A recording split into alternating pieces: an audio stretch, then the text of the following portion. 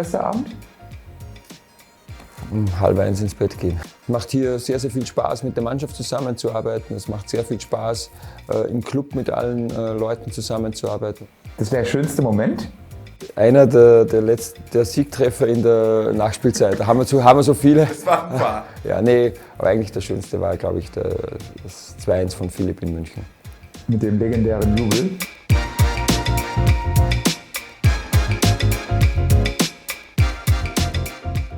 Kurz vorm Jahreswechsel haben wir noch unseren Trainer zu Gast und wollen darüber sprechen, wie denn das Jahr 2021 für ihn gelaufen ist. Erstmal vielen Dank, dass du da bist, Oliver. Ja, hallo. Oliver, du bist ja in der Winterpause wahrscheinlich nach Österreich gefahren und hast Freunde und Familie getroffen. Die wollten ja bestimmt wissen, ja, wie ist es denn bei der Eintracht? Wie ist es? Ja, super. Mir gefällt es richtig gut, wobei die Familie und Freunde alle auch schon mal hier in Frankfurt waren. Nicht nur beim Spiel, sondern auch in der Stadt. Und von dem her ja, gefällt es meiner Familie sehr gut hier. Mir gefällt es natürlich auch sehr gut. Ja, wir haben uns auch sportlich, was natürlich ganz wichtig ist, auch erfangen und haben da wirklich auch große Schritte nach vorne gemacht. Und es macht hier sehr, sehr viel Spaß, mit der Mannschaft zusammenzuarbeiten. Es macht sehr viel Spaß, im Club mit allen Leuten zusammenzuarbeiten. Es macht sehr viel Spaß, im Stadion mit unseren Fans dann beisammen zu sein. Und deswegen war es ein richtig tolles erstes halbes Jahr. Deshalb noch sehr gerne. Jetzt ist die Eintracht nicht unbedingt raketenmäßig aus den Startlöchern gekommen. Es war ein bisschen ähnlich in der Zeit auch bei Wolfsburg tatsächlich. Ich kann mich noch erinnern, da habt ihr wenige Tore geschossen, aber auch wenige kassiert, viele Unentschieden gespielt. Ist es so ein bisschen, dass die Mannschaft, wenn sie den glasenden Fußball ein bisschen verstehen will, dass sie vielleicht ein bisschen Zeit braucht? Oder sind es vielleicht andere Faktoren? Ja, ich würde jetzt gerne sagen, es sind andere Faktoren, aber das ist jetzt meine 4. Cheftrainerstation und bei allen Clubs war es so, dass es am Anfang ein bisschen gebraucht hat. Sollte ich mir vielleicht wir geben den Spielern sehr, sehr viel an Informationen auch mit, vielleicht auch dann und wann mal ein bisschen zu viel. Man hat auch gemerkt, sie sind viel im Denken. Und wenn du viel nachdenkst am Platz, dann wirst du langsam im Handeln. Und so waren wir dann auch. Aber ich sehe es einfach als ganz, ganz wichtig an. Oder mir ist auch immer wichtig, dass die Spieler verstehen, warum, wieso, weshalb sie etwas machen sollen, weil es dann eben ihr eigenes wird. Ja? Und am Spiel sind sie dann die Spieler, die Entscheidungen treffen. Wir wollen ihnen aufzeigen, warum es gut ist, sich und dem Raum aufzuhalten. Und am Anfang ist halt dann sehr, sehr viel der Kopf und wenig die Beine. Jetzt sind wir gerade dabei, dass sich das so ein bisschen dreht, der Kopf. Es wird schon mehr auf der Festplatte abgespeichert. Sie müssen nicht mehr so viel nachdenken. Die Beine machen schon viel von selbst. Aber ich sehe schon noch auch vielen Input, den wir den Spielern geben können, damit wir einfach noch besser werden. Wie schwierig war es für dich auch als Trainer, eine Formation zu finden? Ich weiß, Trainer sagen immer, Formationen sind nicht so wichtig, es geht um die Prinzipien. Aber du hast am Anfang auch ein bisschen am Viererkette gespielt, 4-2-3-1, dann war es ein 3-5-2 mit 2 Stürmern.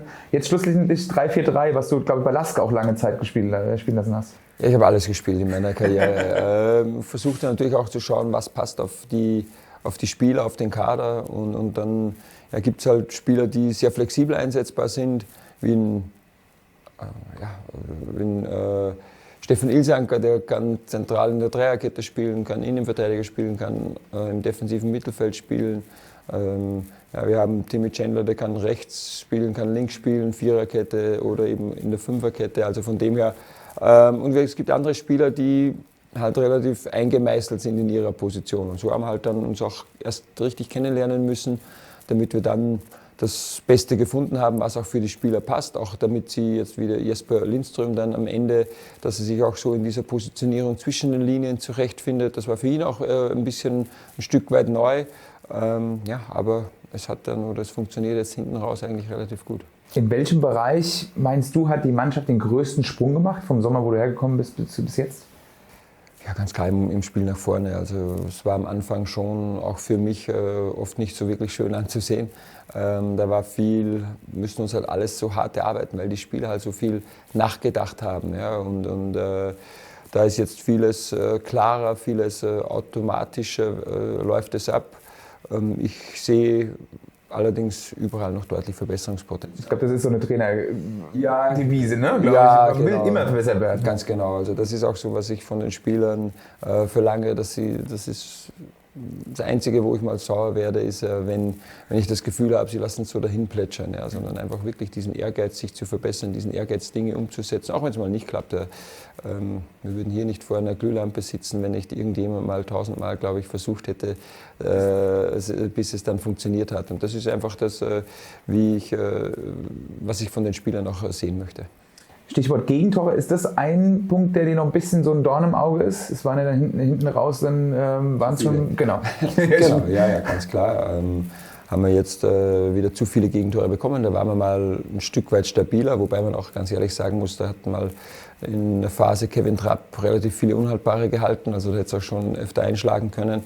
Und ganz klar, ja, da haben wir, das wird auch ein großer Schwerpunkt sein, jetzt Januar, Februar, wo wir dann endlich mal auch viel Trainingszeit zur Verfügung haben und wollen natürlich das Spiel nach vorne weiterhin festigen. Ich denke, wir sind variabler geworden im Spiel nach vorne, aber ganz klar, unser Defensivverhalten, das sollte und muss auch noch ein Stück weit besser werden. Ich glaube, variabel ist ein gutes Stichwort bei den vielen Anzahl an Torschützen. Gibt es einen Spieler, der dich überrascht hat, Oliver, in der Hinrunde, den du vielleicht jetzt von Wolfsburg jetzt nicht so im Fokus hattest? Nein, ich bin extrem positiv überrascht von den Charakteren, von den Typen, die wir haben. Also alles super Jungs, ja, die auch wenn sie mal vielleicht dann, oder ich sie mal auf die Tribüne gesetzt haben, trotzdem immer weiter Gas gegeben haben im Training, auch nie für schlechte Stimmung in der Kabine gesorgt haben. Also das ist wirklich toll. Bin extrem positiv überrascht, wenn ich den Makoto Hasebe nehmen kann, wie hochprofessionell er ist, auch am Anfang, der ja auch dann mal eine Zeit lang nicht gespielt hat oder auch jetzt am Ende, wo ich gegen Leverkusen und ihn mal wieder rausgenommen habe, mit ihm gesprochen habe und ja, dass es immer einsieht, der hier immer, wenn ich sage, wir brauchen das Tor am 16er, dann brauche ich noch gar nicht schauen, es steht schon Makoto dort und holt die anderen her, also absolutes Vorbild und ja, bin wirklich froh, dass ich so einen Spielertyp in seinem Alter auch nochmal kennenlernen durfte und mit ihm zusammenarbeiten darf. Trainer machen das normalerweise nicht so gerne, sag ich mal, Noten geben oder eine Skala. Aber wenn wir jetzt mal sagen 1 bis 10, diese erste Hinserie, wenn man auch Europa League mit reinnimmt und einen Platz, wo man auch noch nach oben klettern kann in der Bundesliga, was würdest du so dieser ersten Hinserie für eine Note geben, von 1 bis 10? Was ist gut und was ist schlecht? Also 10 ist gut. 10 und in der Schule ist ja anders. Hast du recht, stimmt, ja. Aber was würdest du sagen? Naja, also wenn es nach mir geht, dann sind wir vielleicht bei 5 bis 6. Wirklich? Ich hätte es jetzt höher gedacht tatsächlich. Ja, nee, also ich sehe schon noch, da kommt der Trainer, ich weiß, sagen Sie mir auch nach, so der selten zufrieden ist raus. Ich sehe einfach noch viel Verbesserungspotenzial, ja, und gepaart mit dieser Lernbereitschaft, mit diesem Willen der Jungs, denke ich, dass wir auch hier deutlich besser werden können. Ja, ob es dann wirklich jetzt 5 bis 6 ist, weiß ich nicht, aber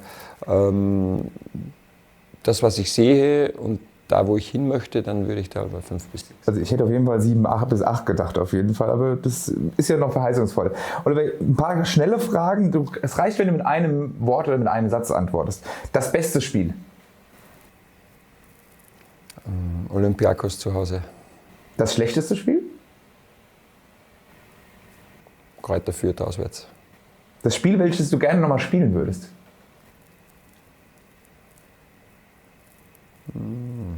Hertha zu Hause. Das wäre der schönste Moment? Einer der Siegtreffer in der Nachspielzeit. Da haben wir so viele. Das war wahr. Ja, nee, aber eigentlich der schönste war, glaube ich, das 2-1 von Philipp in München. Mit dem legendären Jubel. Silvester bist du ja in Frankfurt. Es geht am 30. los. Hast du schon Pläne für den Silvesterabend? Um 12:30 ins Bett gehen. Also bist nicht so der Silvesterfeier? Nee, gar nicht. Und wir haben am nächsten Tag ein Trainingsspiel machen auch. Also da wird relativ früh Zapfenstreich sein. Und jetzt hast du doch die Möglichkeit, noch den Eintracht-Fans noch kurz frohes neues Jahr zu wünschen und ja, was ihr im nächsten Jahr erwartet.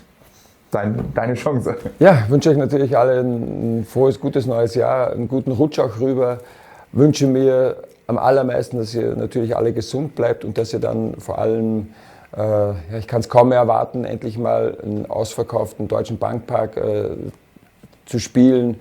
Er war schon oft sehr, sehr gut besucht heuer, aber er war noch nie ganz voll. Das ist so mein größter Wunsch auch. Und ja, bleibt gesund, kommt dann zahlreich zurück, unterstützt uns weiterhin, so wie ihr das bisher immer gemacht habt. Und auch vielen Dank von meiner Seite für wie positiv und wie gut ich von euch aufgenommen wurde hier in Frankfurt, auch wie geduldig ihr mit mir und auch mit der Mannschaft wart, uns immer unterstützt habt, auch wo es am Anfang nicht so gut gelaufen hat. Vielen, vielen Dank dafür und ja, dann auf ein erfolgreiches Jahr 2022. Besseres Schlusswort gibt's nicht. Danke, Oliver. Gerne.